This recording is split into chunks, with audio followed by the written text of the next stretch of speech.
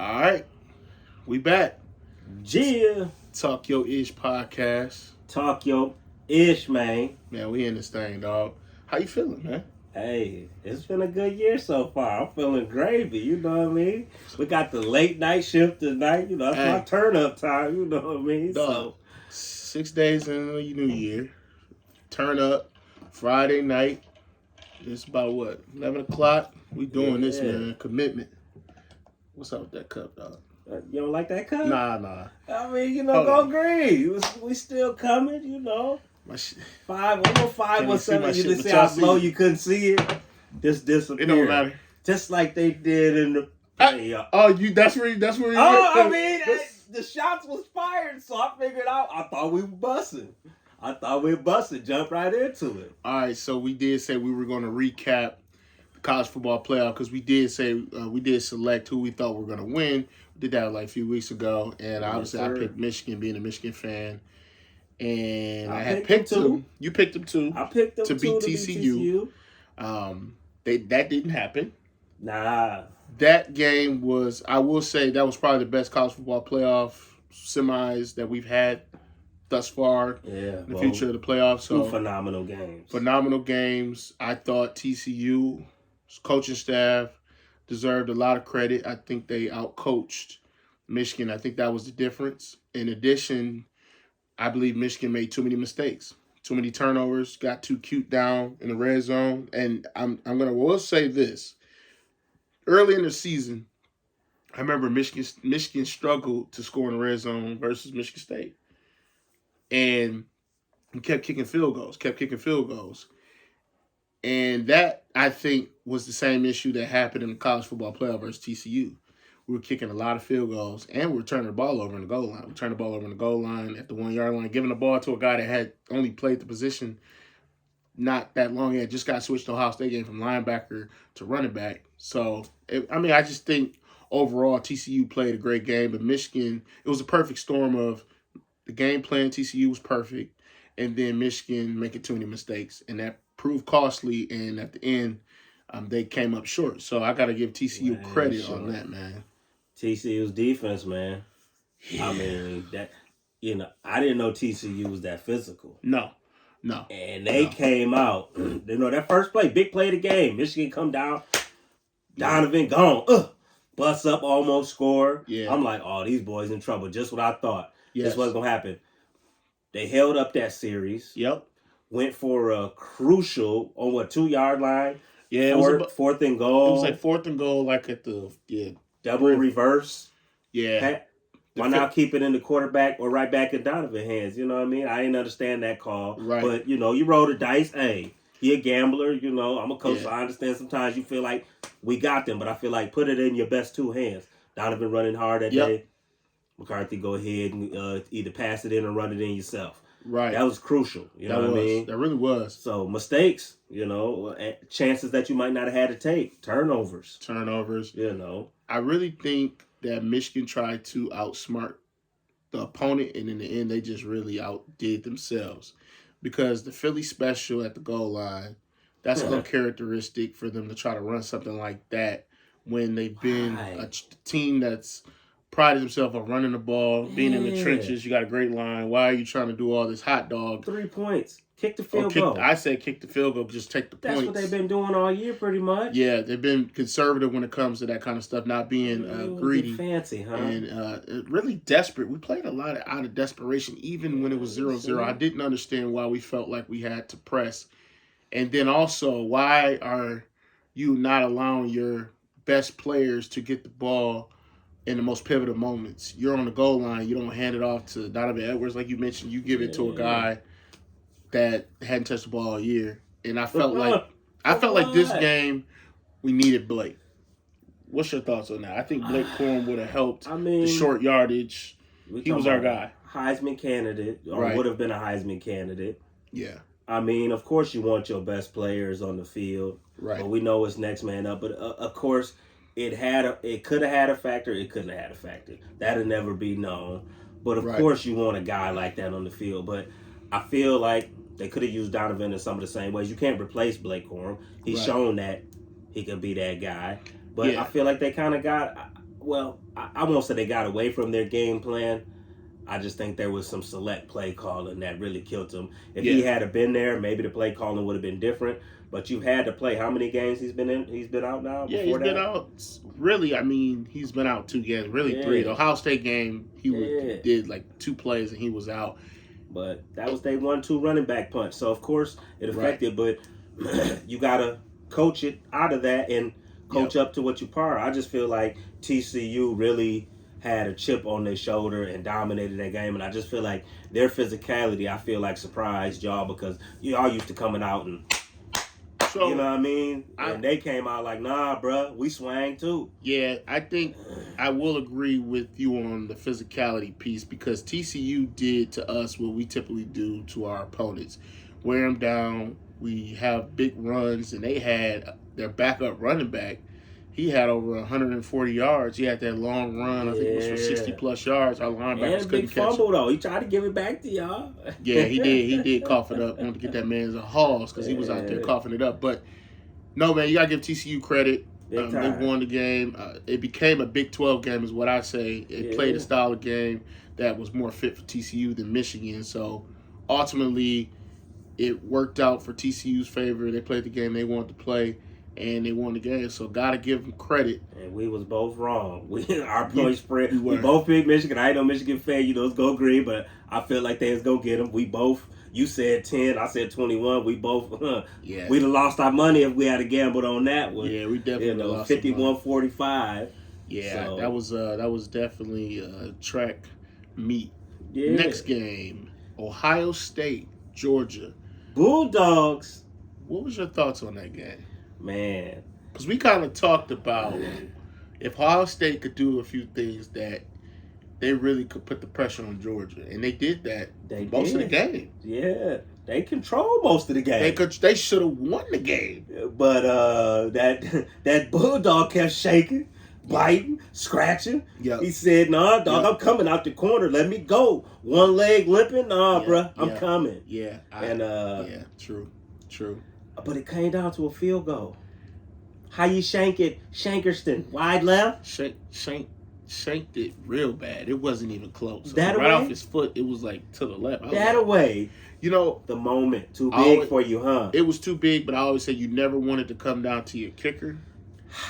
And I understand people say, you know, they got one job and you should have made the kick. But you understand when the lights are the biggest and the brightest, some people come up real small. And he came up miniature, extra small in that moment. And I'm like, okay, I feel like it should have never came down to that. At all. I think Ryan Day got outcoached again. I know Harrison Jr. got hurt, but Ohio State still should have finished that game off. They banked it. They did. Then they tried to throw a flag on. I'm like, nah, that was just It was a great hit. Yeah, but next man up, just like y'all. Somebody hurt, somebody got to play. You know, but of course that hurts.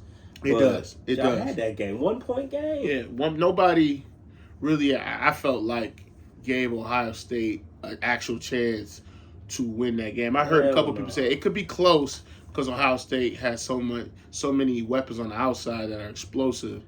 But for them to come within a kick away from going to the national title game, you got to give them credit for making it a game.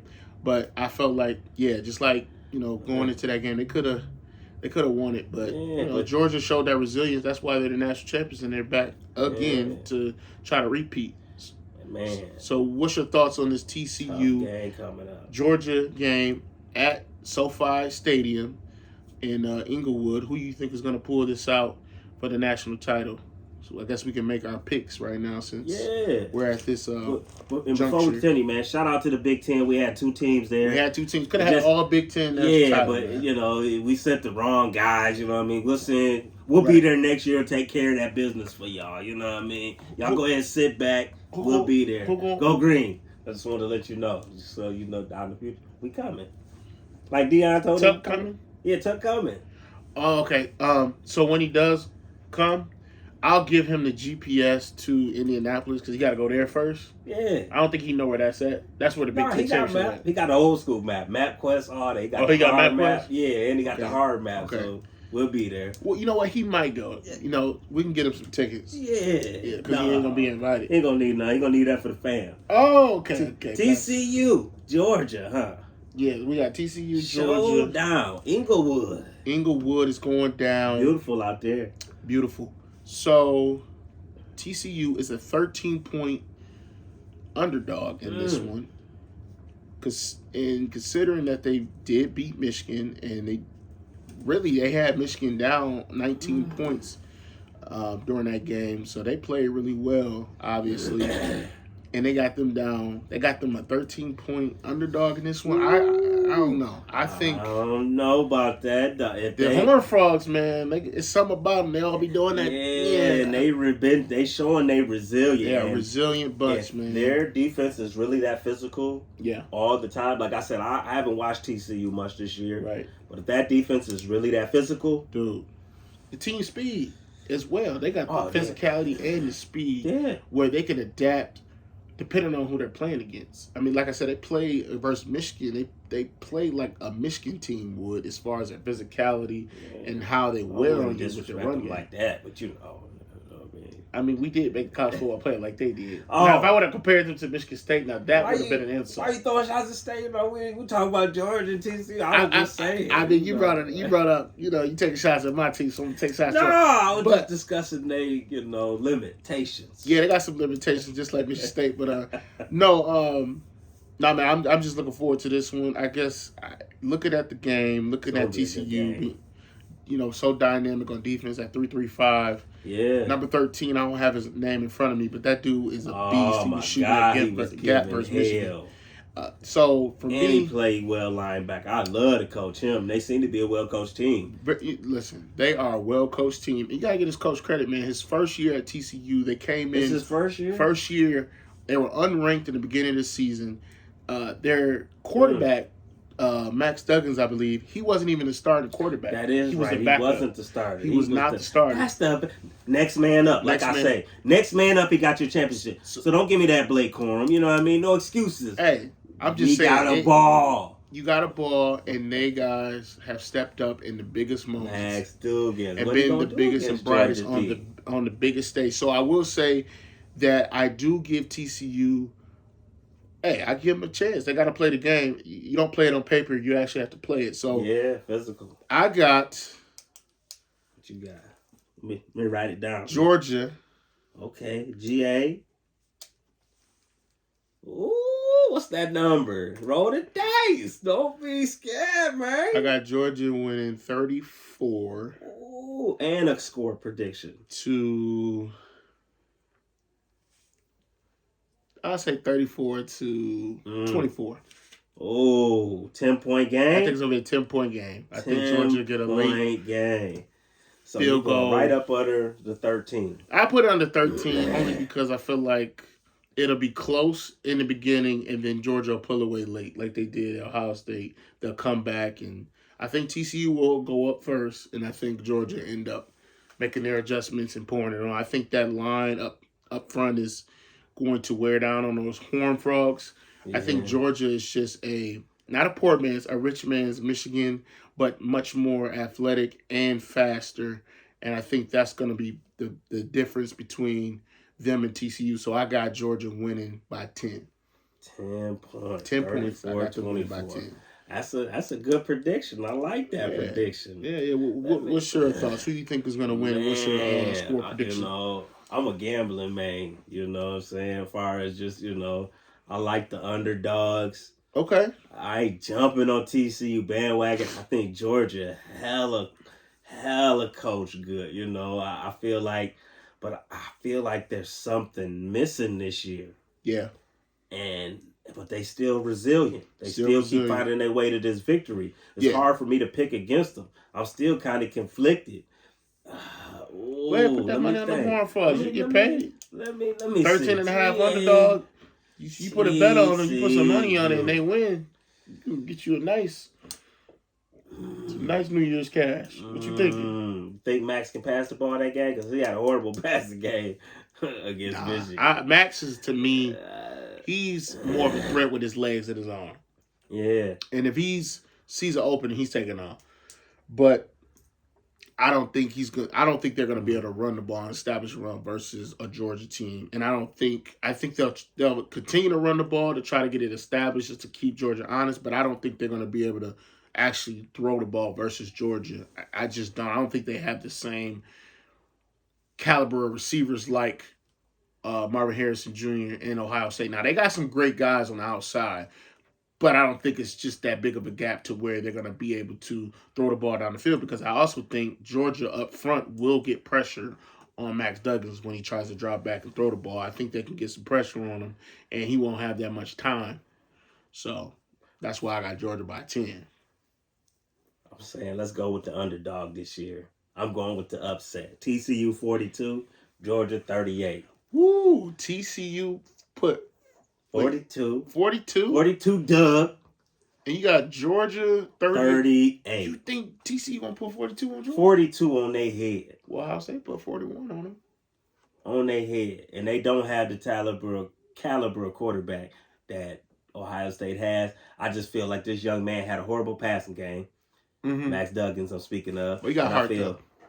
I feel like he want to, show something different. Yeah. And I feel like Georgia's backfield, although talented, it's kind of like you keep mentioning Michigan. Their defensive backfield. Decent, but not just stars. Got a star here, star there, but not overall overwhelming. I feel like their defensive backfields are very similar. You know what I mean? We got Lance and Ty. We got a coach here that's Georgia's defensive back, Ringo there. That's his nephew. You know what I mean? So okay. I always root for them. I like them small stories. And them links like that. Right. Just like I root for the kids from our areas that go to these schools. Absolutely. But I just feel like, man, TCU. I feel like they got this little aura around them. They do, man. They definitely dominated that Michigan team. And I didn't expect that. What happened? Come on, man. What happened? What's this Michigan, man? Who? Don't do that. What, did I say Michigan? Oh, I live in the state of Michigan. You know what? I kept trying to find out what bowl that Michigan State was in. I was trying to find it, but I couldn't find it on TV. What, Soup Bowl? Oh, my bad. Y'all was at the crib. Bowl. Chili Bowl. We decided not to do a bowl game. We was chilling this year, Bowl of cereal. Y'all had bowls. My bad. My bad. Dang, the shots been fired. Man. I don't know what I did. But speaking of the playoffs, that's gonna go. We got our predictions in. We're gonna see what happened. Good luck to both teams. Yeah. Let's hope let's hope it's injury free. Let's hope it's I think it's gonna be a great game. I think we in for a good one. Oh yeah. It might be time for some new blood, like I said, but Georgia, I'm not. It's hard for me to bet against them. Yeah. But just looking at college football in general, I mean, now that we got the last two teams in, mm-hmm. You've been seeing what we've talked about the last couple weeks, a lot of transition as far as players, man. Right. And this portal. You know what I mean? Transfer portal is definitely and it's hot right it's now. It's hotbed, yeah, definitely. One of the big transfers I saw, or who jumped to the transfer portal, is I believe it's Wake Forest's quarterback transferred mm-hmm. from Wake Forest to Notre Dame, and that I didn't see coming. Although I did hear some rumblings that he was unhappy and he probably would transfer. I think he's definitely in his the graduate year where he can go and transfer his last year with his master's degree. So it makes sense that somebody like that would go to Notre Dame. But since we were just talking about Michigan, you got Andrew Anthony, Lansing's own. Yeah, straight out of East Lansing High School. Out of East Lansing High School, Lansing product, has entered himself into the transfer portal. And I kind of seen that coming, man. A lot of us did. After that Michigan State game, he never captured that high that he did in that game. And I don't know what happened, because we played college football before, so we know there's politics in the game. Going on behind the scenes. Something going on. Yeah, there's something going on, obviously. May not have been in the coach's hot box. Who knows? You know what I mean? But good luck to him. Hey, Tuck just offered him. You come back to the crib, you know what I'm saying? Come on back to the crib, man. Hey. Be out there next Keon Coleman. We'll throw you the ball. We ain't gonna Harbaugh. You know what I'm saying? Y'all got somebody to throw it? I mean, somebody gonna have to throw the ball. Why you do us like that? We just we ain't got no athletes or something. Somebody gonna throw the ball. If I gotta come out there, somebody throwing them the ball. I'm gonna ease up on the shots. So some of the keep them offers coming, you know. So we saw Michigan State was one of the teams that offered Andrell. Also, yeah, UCLA. You had Purdue, Penn State, Oklahoma. Those were some of the ones that stood out to me. West Virginia also offered him. Yeah. He's got a lot of schools that are interested in his services. They should Your be. opinion, where do you think would be the best fit? I know you're a Michigan State fan. You are definitely welcoming him back to home, but where do you think would be the best fit for Andrew? Man, I think he need to go somewhere down south or out west. Yeah. You know, I'm not gonna say any particular school, but I sometimes you come to the crib, man. I ain't gonna lie. It's a lot of distraction at the crib. It's gonna be distractions regardless, because you're in college football, you're a star. You know, you live on campus. It's college life anyway. Right. You know what I mean? So you don't think coming home to Michigan State would be ideal as far as the outside? I think he's mature enough because I know his dad stuff. We play semi-pro together. He's a very sound black man. We talked about black fathers. He's one of those great black fathers. Yeah. Very involved in his son's life. Oh, he might disown him though, because he's a hardcore U of M fan. So I know that he might disown. He come say, he might be like, "Yes, son, you go on with that. Nah, I ain't wearing none of that." You spoke to, I think Andrew would be okay if he came home. He seemed like a really good kid, focused. He would take care of business if he did come home to Michigan State. But you said you would prefer him to go out west or somewhere south. Yeah, go on the way. You might as well go, venture out, see the world. You're going to probably see it anyway. Make it to the league, Right. God willing, so...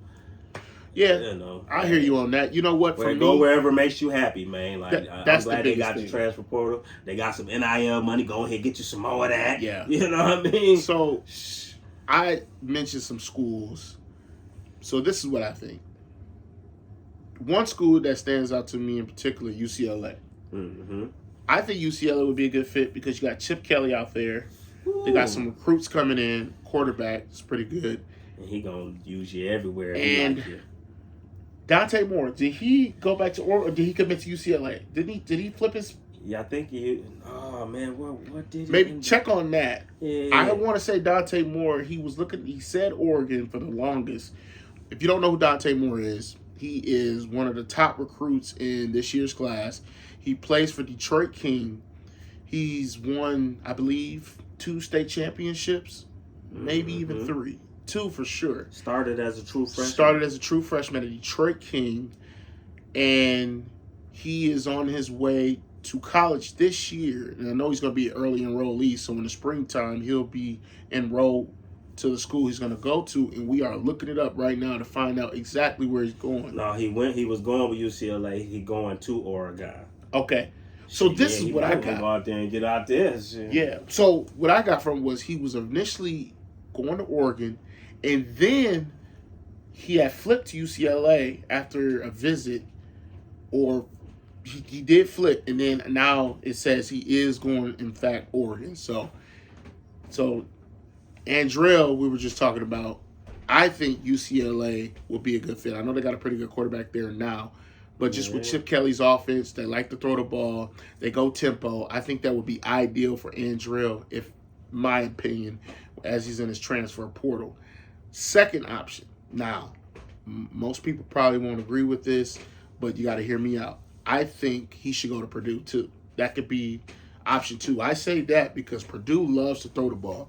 They had a wide receiver this year who had over 100 catches and 1,100 yards receiving. Purdue has always been known to throw the ball. Oh, they always put it in the air. Yeah. They do it by air, not by ground. Breeze. Like FedEx. They by air. And I'm telling you right now, man, I'm telling you right now, Purdue would be ideal for Andrew because they usually don't have the greatest of athletes on the outside. They'll get one here and there, but they always get like a slot Wes Welker type guy that excels. But I think Andrell and that offense that likes to throw the ball, that'd be a good fit for him in Purdue, man. And you stay in the Big Ten, you don't go too far, and you might get the matchup with Michigan too. Yeah, go and get some revenge. Like, oh, you ain't want me? Yeah. I'm gone, baby. Because they definitely going to throw the ball. Purdue going to put that thing in the air. Hey, wherever you go, man, hey, come tell us first, and we can drop it here on Talk Our Ish, you know what I mean? You come live, you invite them, and reach out to Pop. Come here and drop it live. Where you going? Hey, man, definitely. We would love to have you on. I know his cousin, and I had asked him, and he was telling me he didn't know where he was going to go yet. I was trying to get the Yeah, inside we scoop. wouldn't leak it if we knew anyway. No, I wouldn't leak it. I wouldn't leak it. Go home, drop it here, man, because Yep. it's gonna be big news. Yeah. Speaking of college, man, you've been dropping shots. What's up with your boy Hunter Dickinson dropping shots? Well, I don't really want to talk about, but calling Izzo Hitler and stuff with all this anti-Semitic stuff going on, Kanye, Kyrie.